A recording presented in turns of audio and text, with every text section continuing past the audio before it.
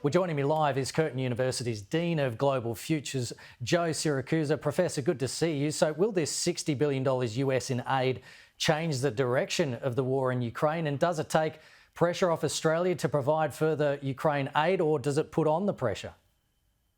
Good morning, Kenny. I'm afraid $61 billion won't change the direction of the way the war is going in Ukraine. Look, Ukraine is going to lose this war. It's a nation, started out as a nation of 44 million people. 10 million people went to different countries to hang out. And, Russia is 149 million people in 11 time zones. They were never going to beat them. They're just never going to beat them that way. And so they did the best they could. They fight very heroically. We all know Ukrainians do that kind of thing. And I think the American Congress has come up with this a massive amount of monies in order to sort of salve their consciences a little bit and to avoid the claims around election time that who lost Ukraine, whether it was the Democrats or the Republicans. But I think it's, we really should be spending a little more time on some kind of diplomatic solution and stop the killing. The Ukrainians are losing about 30,000 men a month, and that's the problem, Kenny. They've run out of manpower. I mean, they're having trouble recruiting. The average age of the soldier in Ukraine is 43 years old, for goodness sake. And the Russians have come up with 500,000 recruits this year. The Ukrainians cannot. It's just a matter of statistics now and probability. I mean, Ukraine is going to lose the war. They'll still be able to retain a large part of their country. But I think the American government has come a little too late to this. Should have come a little earlier. And same thing with the Israelis. I mean, Netanyahu's been behaving very badly for the last 6 months, and he was rewarded with a $26 billion package, sanctions from the G7.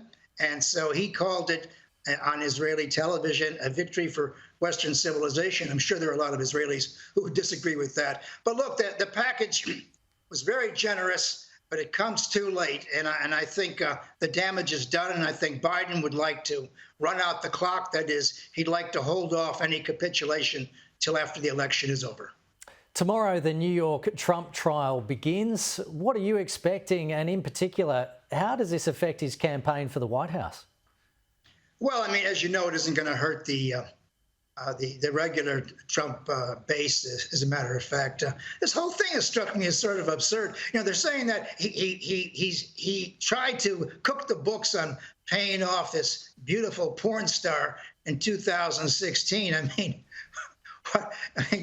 Donald Trump he's in the Wrestling Hall of Fame. I mean, having an affair with a porn star wasn't going to exactly hurt his reputation with the people who were going to vote for him anyway. But look, I think we got something going on here we can't quite see, Kenny, and that's the sleaze factor. There's a lot of good Americans, good evangelicals, and others, including young Latinos and blacks and a lot of young people who are turning towards Trump. And they're going to sort of ignore this because they know in America you could probably be charged with things that you shouldn't be charged with. And it's quite obvious to anybody that the charges are politically motivated, even though they may have some basis in truth. I don't think it's going to hurt him too much. But, I've been saying, I don't know who disagrees with me with this, but I think as long as Melania holds out, I think Trump's got a chance here. If she disappears, I mean, if she has to go on the stand, or Barron does, or something like that. If it gets too embarrassing, I think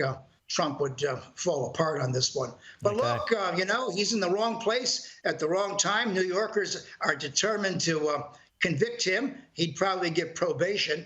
I can't see the 45th president of the United States lining up in the canteen in a jail with an orange jumpsuit on, waiting for his breakfast. I mean, it's not going to happen because there's really no room for the Secret Service in prisons as well, Ken. Yeah.